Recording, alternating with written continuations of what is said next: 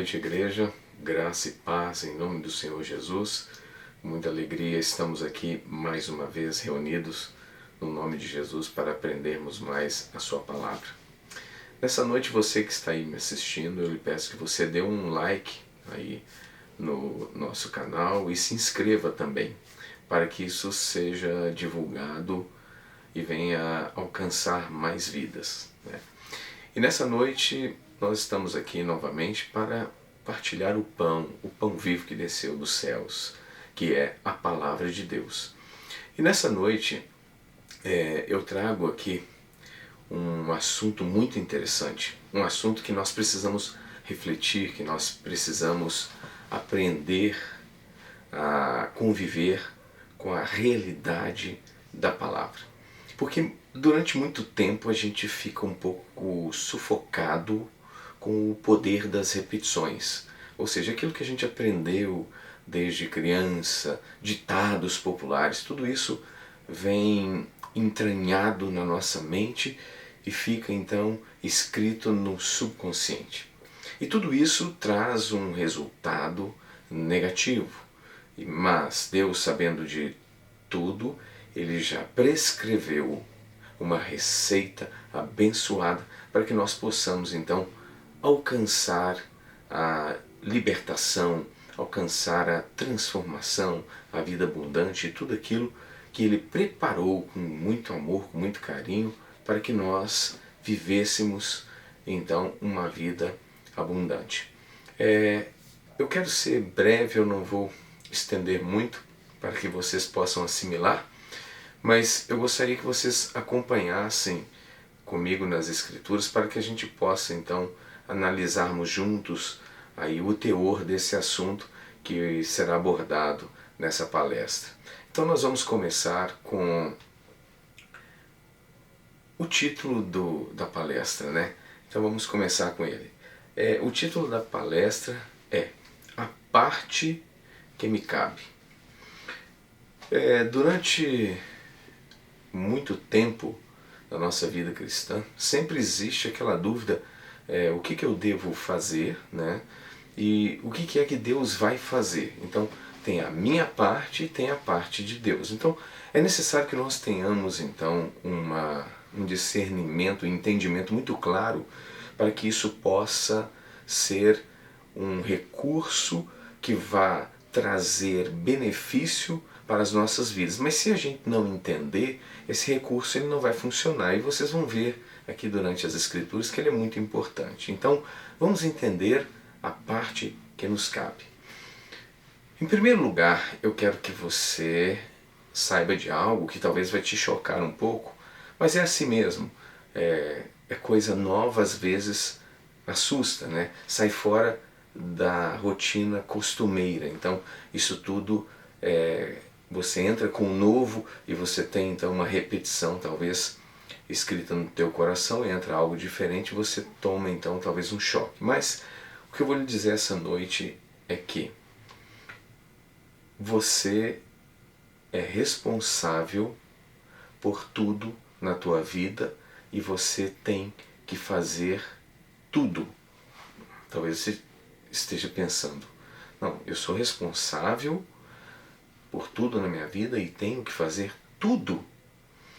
Veja bem, você, em primeiro lugar, você precisa entender que a parte de Deus já foi feita, então você não precisa mais, você não precisa cobrar nada de Deus, porque o que Ele tinha que fazer, Ele já fez.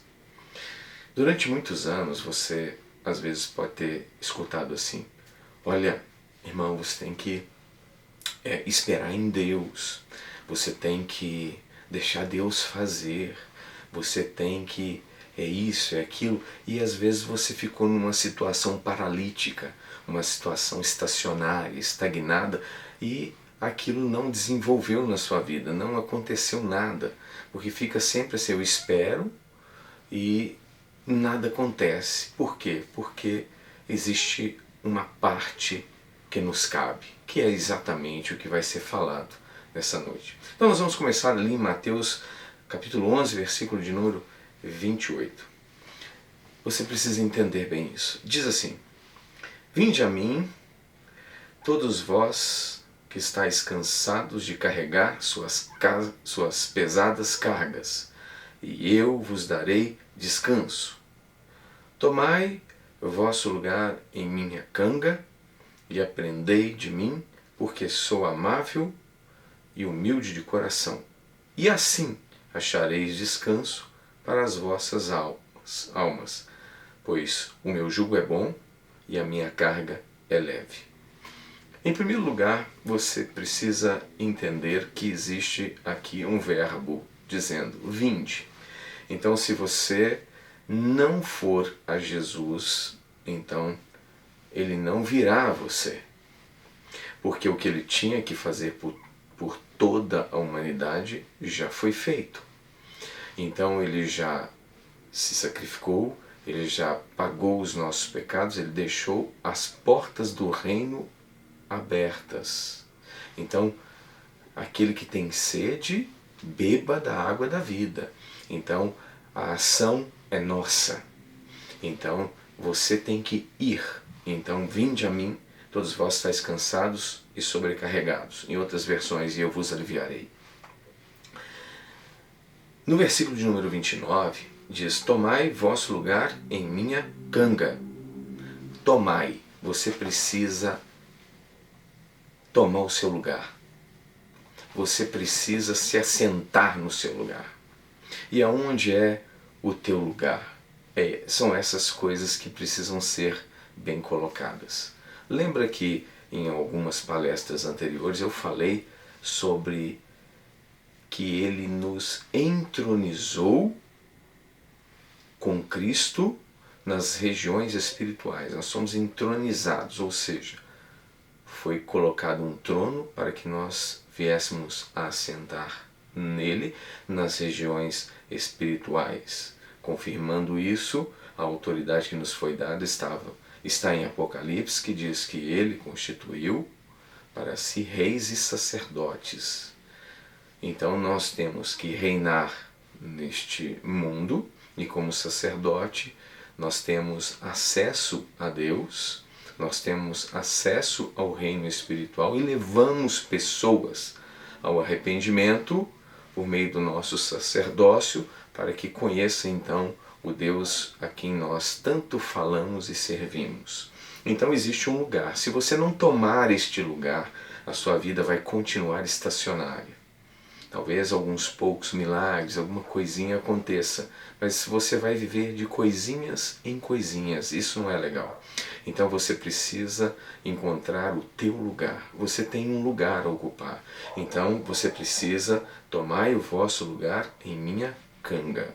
Então se você não se assentar nas regiões celestiais, no trono que Deus preparou para que você reine em nome dele, estabeleça o teu reino aqui na terra, se você não tomar este lugar, isso a sua vida não vai mudar. Então você precisa saber disso. E depois ele diz assim, e aprendei de mim, porque sou amável e humilde de coração, e achareis descanso para as vossas almas.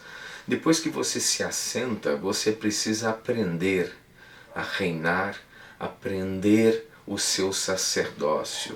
Se você não aprender, você não vai encontrar descanso para a sua alma. Então, o aprendizado, ele está aliado, ele está entrelaçado com o entendimento. Porque como que você aprendeu se você não entendeu?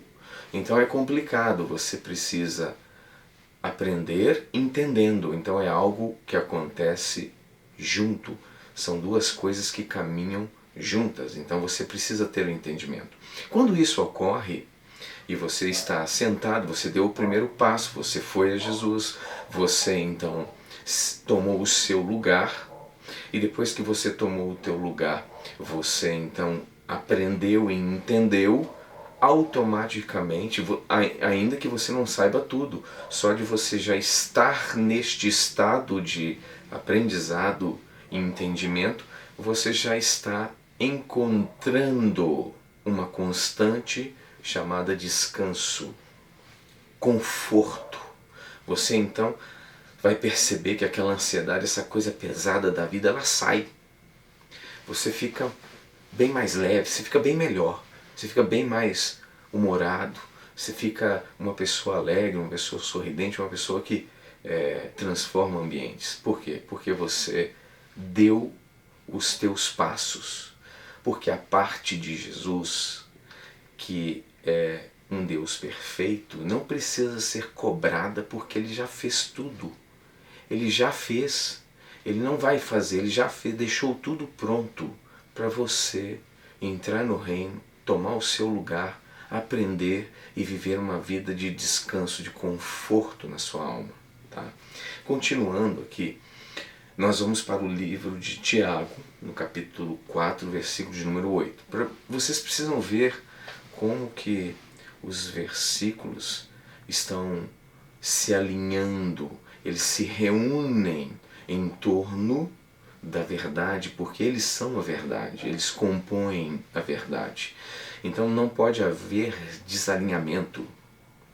Eu uso muito um exemplo que diz assim, nas Escrituras, aqui, não nas Escrituras, no Novo Testamento, que a Escritura é outra coisa também que eu vou estar explicando para vocês, mas não vamos entrar nesse assunto agora, vamos manter o foco. Então no Novo Testamento existe o seguinte, diz assim, aquele que quiser me seguir, negue-se a si mesmo, toma a sua cruz e depois siga-me. Essa expressão, ela é uma expressão pesada, ela é uma expressão carregada. Quando você fala assim, vou tomar a cruz. Então, quando você olha para esse texto que fala de cruz, você negue a si mesmo, tome a sua cruz e siga-me.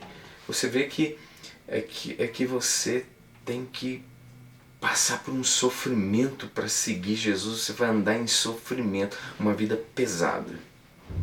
Sendo que o mundo, na verdade, ele coloca muito peso na vida do ser humano.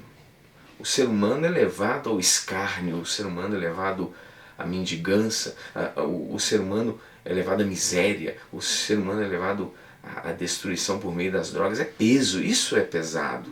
Porque nós temos que entender e amadurecer que esse texto ele foi extraído do grego. E quando você está trazendo algo de um outro idioma, você encontra algumas barreiras para poder trazer exatamente o mesmo significado. Então, o português, por ser uma língua mais pobre do que o grego, quando foram fazer essa tradução, teve vários que fizeram isso, João Ferreira de Almeida, temos a versão King James, temos muitas versões, né? E a maioria delas tem uma, vamos dizer assim, uma base ali no João Ferreira de Almeida. Tá? Nós temos que entender que aquela pessoa, apesar que foi um ato nobre de traduzir a Bíblia, é uma pessoa que vivia um contexto religioso totalmente diferente do nosso.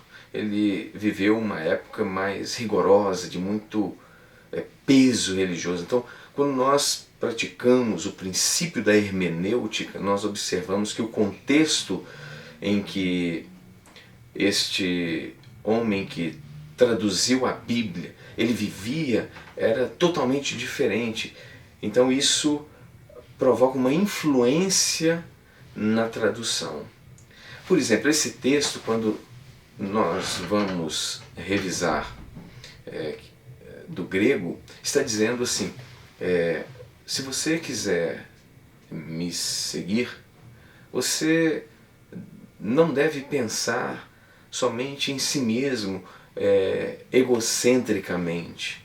Você deve abandonar este sentimento, essa forma de viver, para você me seguir. Então a essência é diferente.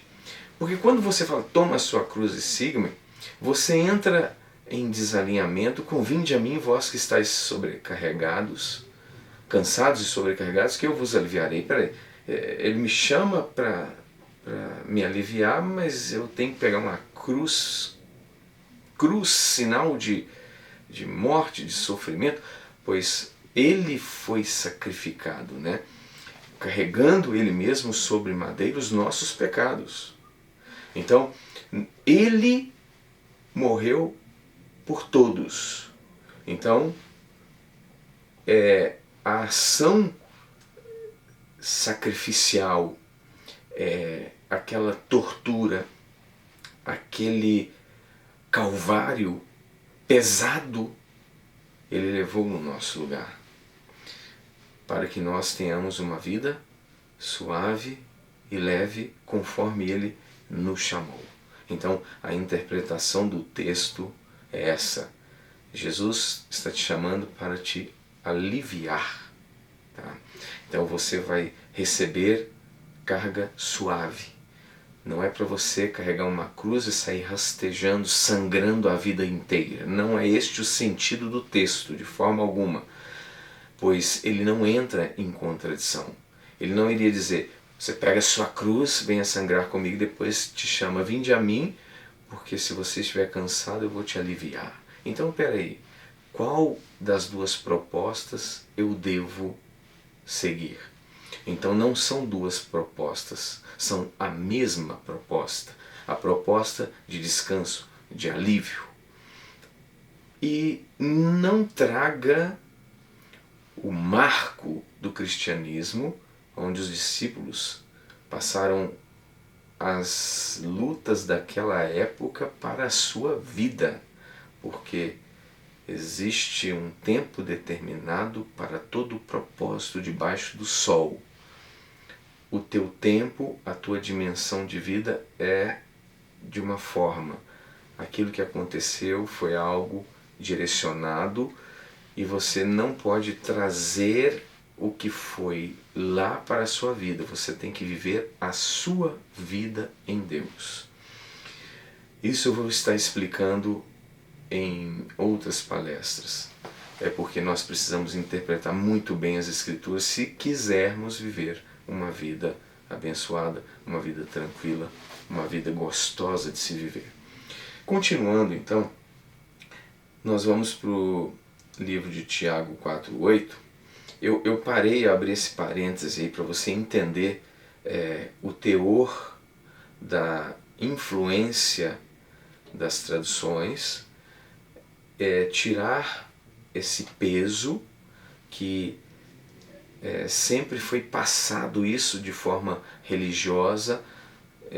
Na maioria das congregações isso veio da antiguidade e perpetuou essa carga desse sofrimento. Você precisa se limpar disso e tomar a Escritura do jeito que ela é, e não do jeito que os ditados influenciaram, escreveram no íntimo do teu coração. Conforme eu falei em Jeremias 31:33, que Deus escreveria no íntimo do seu coração a tua palavra, e você então seria o povo dele e ele o teu Deus. Então, quando essa carga de sofrimento que diz, olha, você tem que gemer, você tem que chorar, você tem que sangrar, isso aí é coisa dos pagãos. A gente precisa discernir bem as Escrituras. Então, eu citei o exemplo desse texto para que você compreenda que não é dessa forma. Mas vamos continuar dentro daquele raciocínio, dentro da parte que nos cabe. Diz assim então, achegai-vos a Deus e Ele acolherá todos vós, pecadores. Limpai as vossas mãos, e vós que tendes a mente dividida pelas paixões, purificai o coração. Então, para que a operação da transformação ocorra, é necessário chegar a Deus, conforme ele diz, vinde a mim. E chegai-vos a Deus é a mesma coisa, pois o verbo está dizendo vinde a mim. E aqui Tiago está dizendo chegai-vos a Deus. Ele está dizendo a mesma coisa que Jesus disse. Então você vê o alinhamento. Então ele acolherá todos vós, pecadores. E diz, limpai as vossas mãos, e vós que tendes a mente dividida pelas paixões, purificai o coração. Então você precisa ir, é a tua ação. Você não pode ficar em uma posição estacionária. Você tem que ocupar o teu lugar no reino de Deus. Isso independe de onde quer que você esteja. Você pode estar em outro país, você pode estar em um lugar que não tem o cristianismo, mas a tua posição você tem que ocupar, independente do lugar, independente do tempo. Você precisa ocupar o teu lugar no reino de Deus para que a sua vida seja transformada. A sua oração, ela deve ter determinação. Isso é algo que nós temos visto. Às vezes as pessoas têm comentado que nós precisamos orar a Deus, aí a gente clama e pede, Senhor, me dá isso, me dá aquilo outro, e fica aquela coisa contínua, você sempre pedindo, aquilo não acontece, se acontece demorou muito para conseguir uma coisinha de nada, a coisa fica estacionada porque a oração ela não pode girar em torno de pedidos aleatórios assim, sem ter uma firmeza. No reino de Deus isso não funciona dessa forma. Então vamos ver qual é a forma que nos cabe fazer para obtermos os resultados que nós desejamos. Então vamos lá. Em Mateus 8, versículo de número 2, aqui tem um fato que você precisa ver as entrelinhas do entendimento em cima desse texto, desse evangelho.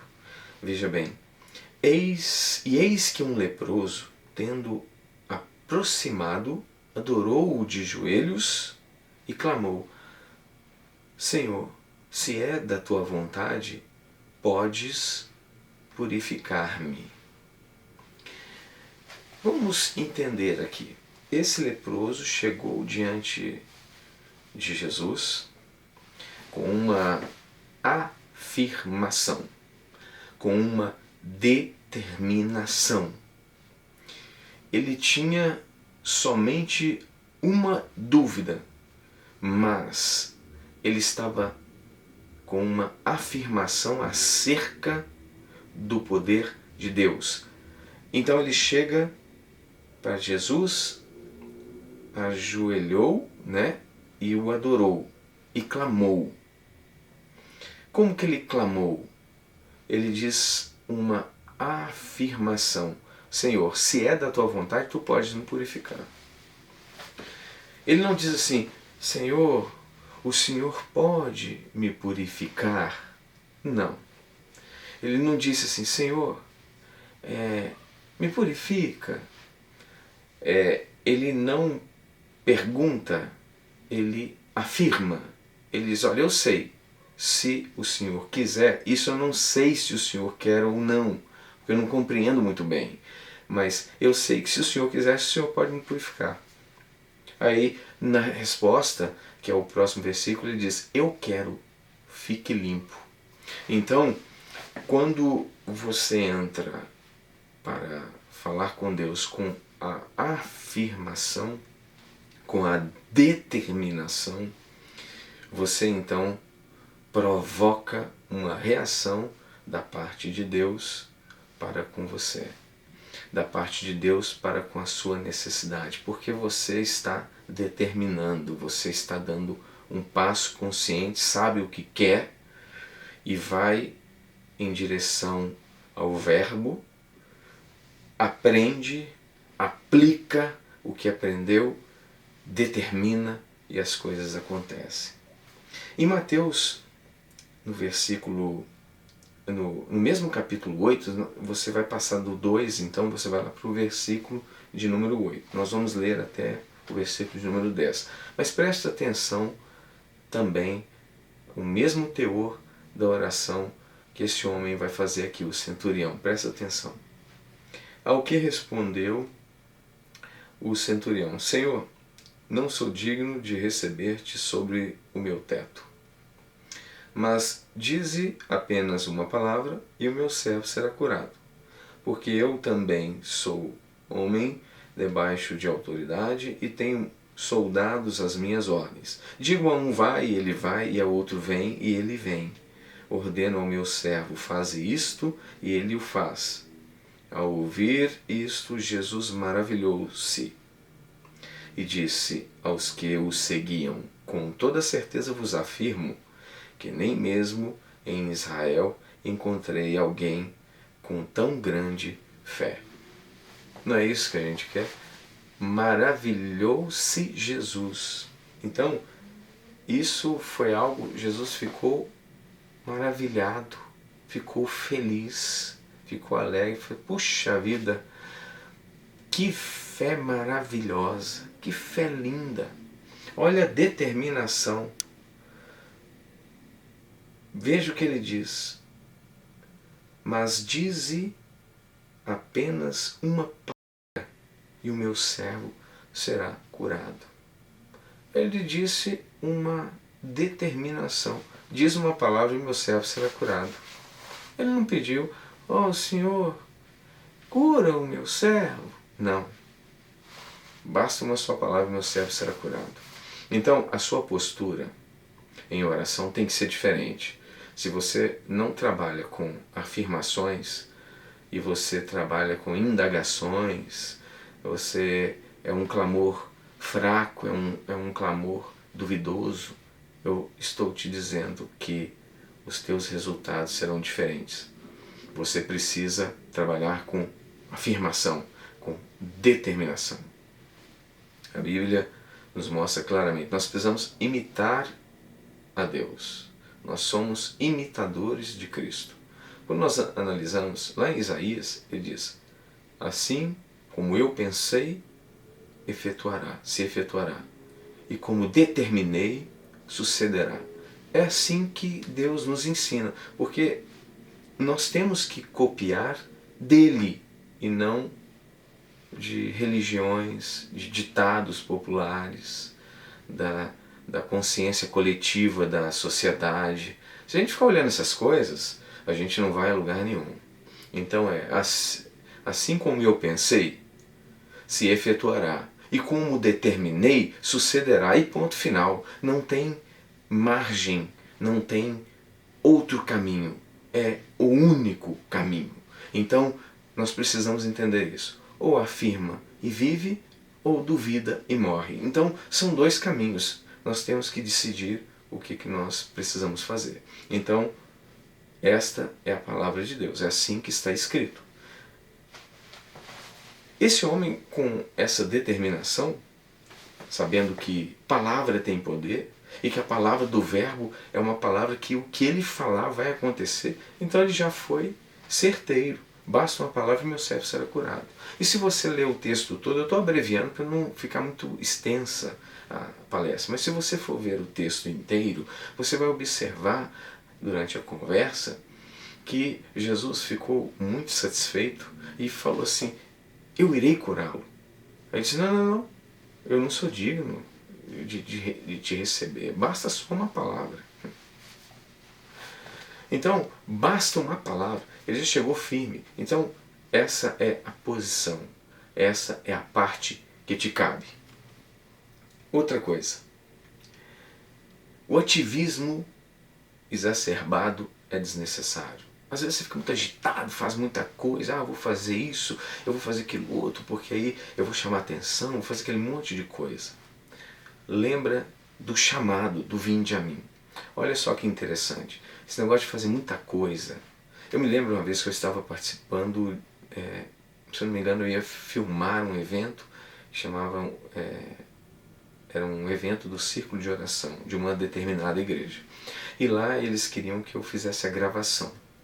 E foram tantos preparativos e balão e não sei o que, e tanta coisa acontecendo. O pessoal estava exausto e eles precisavam então fazer uma oração para abençoar o evento, que seria no outro dia, trabalhar a semana inteira enfeitando aquele monte de coisa, aquele monte de de atividades que eles tiveram que fazer, aquela coisa toda, e no final eles estavam tão cansados que disseram, não vamos nem conseguir orar, vamos só fazer o evento amanhã e está tudo certo. Então o principal, que era o círculo de oração, que é a oração, não teve tempo, ficou tudo em coisas, preparativos para o evento. Então perderam totalmente o foco e a coisa não caminhou como eles gostariam que tivesse sido. Por isso o foco é importante. Muita coisa desnecessário, bagagem em excesso afunda o navio. Nós precisamos fazer o necessário. Preste atenção nisso aqui. Diz assim,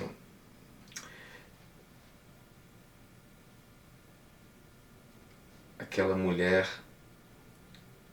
eu acho que eu me perdi, deixa eu só localizar o versículo que eu gostaria de lhe dizer, eu não sei se eu coloquei ele aqui, se eu marquei, mas eu vou falar e vocês vão lembrar. Então havia Marta e Maria, certo? Marta e Maria, localizei aqui, Mateus 22, 36, então é sobre Marta e Maria. Não, realmente eu estou equivocado. Não use essa referência que eu falei, isso aqui é outra referência, mas enfim, Marta e Maria receberam Jesus em sua casa. Quando Jesus estava lá, Marta estava muito agitada e preocupada com muitos afazeres. Maria, pois, estava sentada aos pés de Jesus, ouvindo o que ele ensinava. E quando Marta viu aquilo, Maria descansada, totalmente tranquila, com aquela vida abençoada aos pés de Jesus, ela ficou inquieta e disse, Senhor, não te importas que a minha irmã fique nessa posição aqui, só eu fazendo esse monte de coisa? E o Senhor Jesus respondeu para ela assim, Marta, Marta, você está inquieta e aflita e te preocupas com muitas coisas. Portanto, uma coisa só é necessária. Maria escolheu a melhor parte e esta não lhe será tirada. Qual parte que você quer escolher? Muita coisa para fazer, muitas invenções, muita religião, muita coisa, ou você quer fazer a coisa certa? A coisa certa é o que ele diz, vinde a mim, todos vós que estáis cansados, sobrecarregados. Aí ele diz, aprendei de mim. Ela estava o que? Aos pés, aprendendo. Quando você entra nessa posição, é uma posição mais tranquila, é uma posição confortável, é uma posição que vai te nutrir, que vai te fortalecer. Ninguém pode te tirar, porque esta é a melhor parte. Você precisa receber informação do reino com precisão, uma vida tranquila, uma vida focada. Não é muitas coisas, não são muitos afazeres, não são aquele ativismo exacerbado, não são essas coisas que vão proporcionar uma vida de resultado. Pelo contrário, isso vai te estressar, isso vai te cansar, isso vai te fadigar e você não vai alcançar resultados. Você precisa ter um ponto, você precisa ter um tempo, você precisa se assentar, você precisa receber. É uma posição, é uma metáfora que está mostrando que você, parado, escutando o que Jesus tem a lhe dizer, a tua vida vai ser totalmente diferente. Essa é a proposta. Você não pode substituir essa proposta. Esta é a única. É esta que vai te levar ao porto desejado.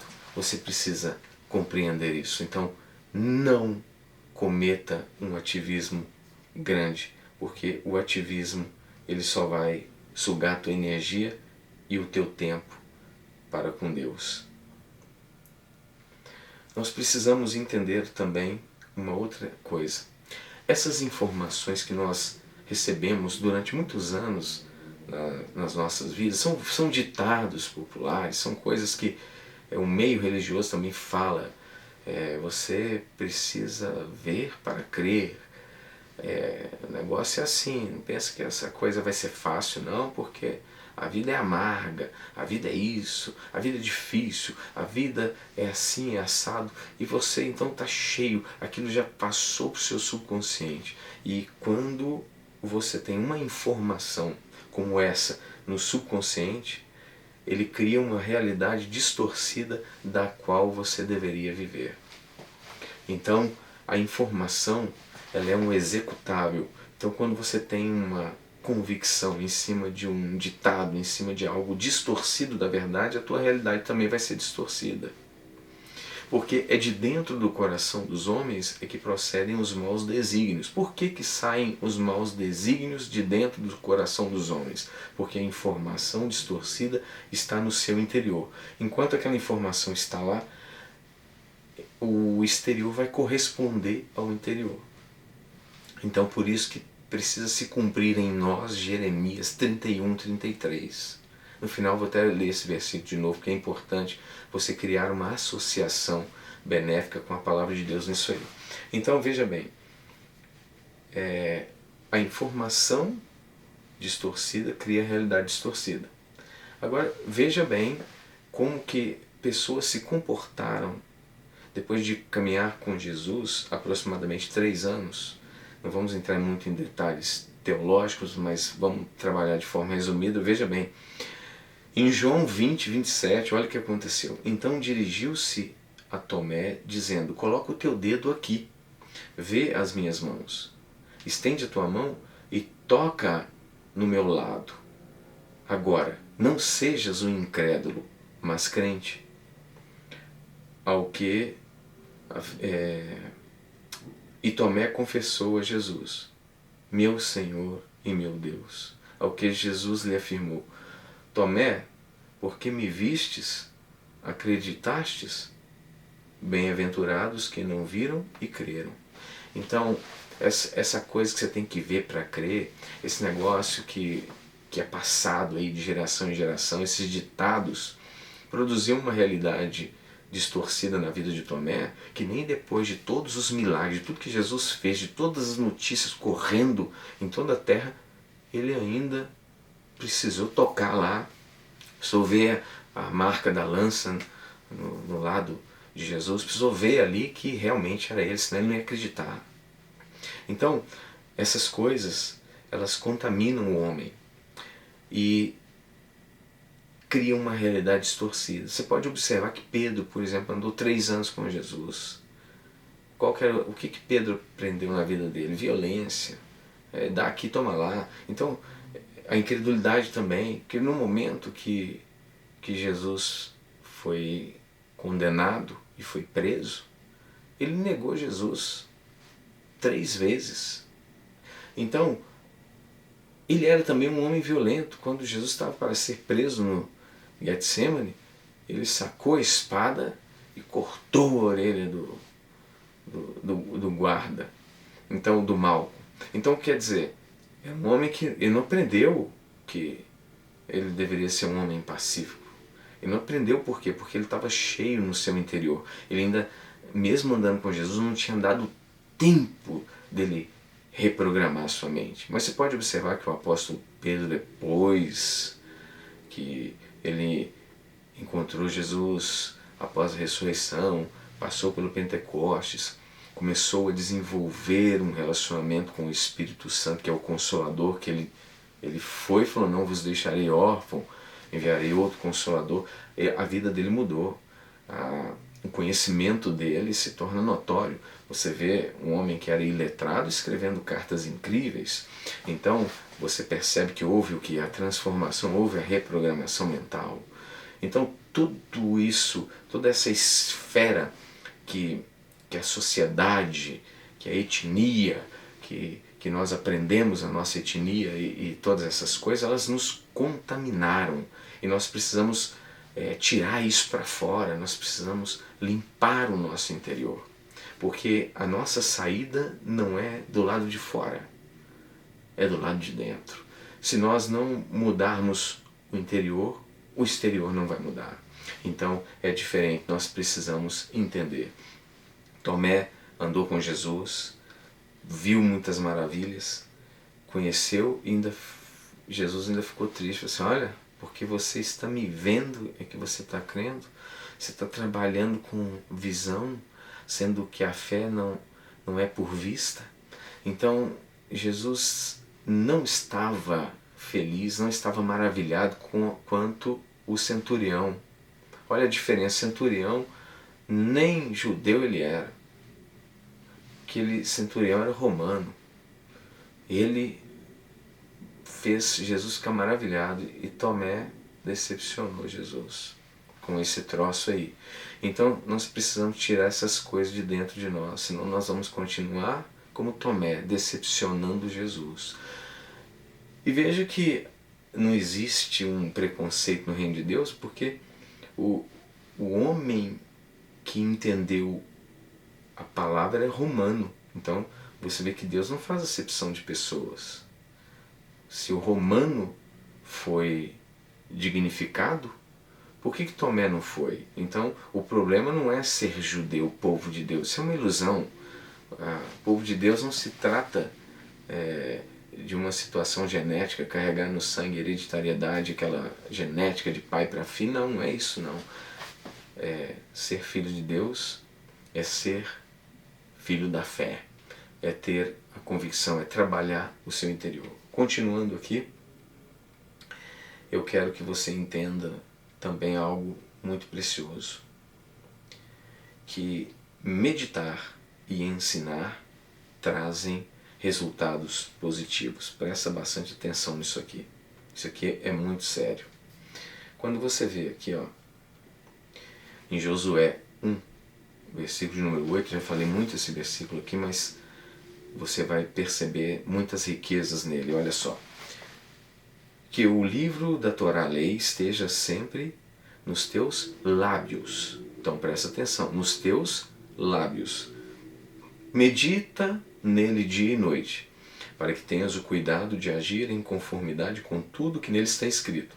Deste modo, serás vitorioso em todas as tuas empreitadas e alcançarás bom êxito. Não é isso que você quer? Você quer ter sucesso em tudo? Então faça isso. Por quê? Porque quando você tem o livro da lei, no caso de Josué não havia o Novo Testamento, não havia os evangelhos, as cartas paulinas, as cartas de Pedro, de João, não tinha Apocalipse, não tinha nada disso. Por quê? Porque era só o Pentateuco. Então ele está falando do que tinha na época, por isso que ele falou da Torá, a lei. Então ele diz o quê? Ele diz assim, esteja sempre nos teus lábios. Sabe por quê? Quando está nos teus lábios, você está comunicando, você está ensinando. Quando você medita, você escreve no íntimo do teu coração. E quando você ensina, você fixa na sua memória, você cresce, você edifica a si mesmo no ensinamento. E você alcança o auge do conhecimento e do entendimento em cima das Escrituras. Então, em Josué 1,8, aqui bem focado está, então, o segredo do seu sucesso. É falar, é ensinar, você vai estudar, vai meditar dia e noite. Então, pela manhã, no momento de alfagenia, e no momento de alfagenia noturna também. Quando você for dormir, então você leu, você entendeu, aí aquilo ali vai estar sendo inscrito no mais íntimo do teu coração. Se cumprindo o quê? O que vai se cumprir com isso aqui? Vai se cumprir aquilo que nós estávamos falando na palestra anterior, que eu vou ler aqui para vocês novamente, para vocês criarem uma associação na memória. Olha só. Em Jeremias 31:33 está assim, ó. Eis, no entanto, a aliança que celebrarei com a comunidade de Israel, passados aqueles dias. Afirma o Senhor, registrarei o conteúdo da minha Torá, a lei. Não é isso que José está falando? Registrarei o conteúdo da minha Torá, a lei, na mente deles e escreverei no mais íntimo dos seus sentimentos, seus corações. Assim, serei de fato o Deus deles e eles serão o meu povo. Assim como, dessa forma, tendo a palavra gravada, meditando dia e noite, assim como o salmista também falou a mesma coisa. O que o salmista disse lá em Salmo de número 1? Ele diz o quê? Que bem-aventurado é o homem que não anda segundo o conselho do mundo, da sociedade, dessa etnia. Antes o teu prazer está onde? Na lei de Deus. E nela o quê? Medita dia e noite. Então, essa é a diferença. É isso que faz a reprogramação mental. E aqui está a mesma coisa. Assim serei de fato, não vai ser de forma religiosa, aí vai ser um fato. Serei de fato o Deus deles e eles serão o meu povo. Aí no versículo de número 34, olha o resultado desse ato poderoso que Deus nos deu, essa oportunidade, o vinde. Vem para Jesus, que a tua vida verdadeiramente vai mudar, mas do jeito dele, não é do teu jeito, não é do meu, é do jeito dele. Veja bem, ninguém mais terá a necessidade de orientar o seu próximo, nem o seu irmão, pregando: eis que precisas conhecer quem é o Senhor, porquanto serei conhecido no interior do ser de cada pessoa. Desde os mais jovens até os idosos, dos mais pobres até os mais ricos, garante o Senhor. Então, eu serei conhecido no interior de cada ser. É diferente. É um relacionamento interno. É um relacionamento de dentro para fora e não de fora para dentro. Então, quando isso acontece, quando no mais íntimo do teu ser, seu coração, no teu subconsciente, que está interligado no teu coração, que eu já expliquei isso, não vamos falar de física quântica, vamos nos ater aqui na palavra. Quando esse fenômeno acontece, então a realidade vai ser de acordo com o que está escrito dentro do teu coração e você já alcançou a vida abundante. Então, deixo aqui essa palavra, essa palestra para você meditar, para você pensar, para você entender. Assista uma vez, 2 vezes, 3 vezes, mas enfim, faça o que for necessário. Comece a trabalhar. Você vai perceber os resultados à medida que você está fazendo. É um processo simples, mas não é fácil, porque você precisa criar uma mudança de hábito. Isso não é assim no estalar de dedos, você chega, agora eu vou fazer e vai acontecer, não. Você tem que ir fazendo aos poucos e à medida que isso for sendo registrado no teu interior, a sua vida vai sendo trabalhada, vai sendo transformada. Faça do jeito que Deus ensinou, não inventa. Faça do jeito que está escrito. Que Deus te abençoe e até o nosso próximo encontro.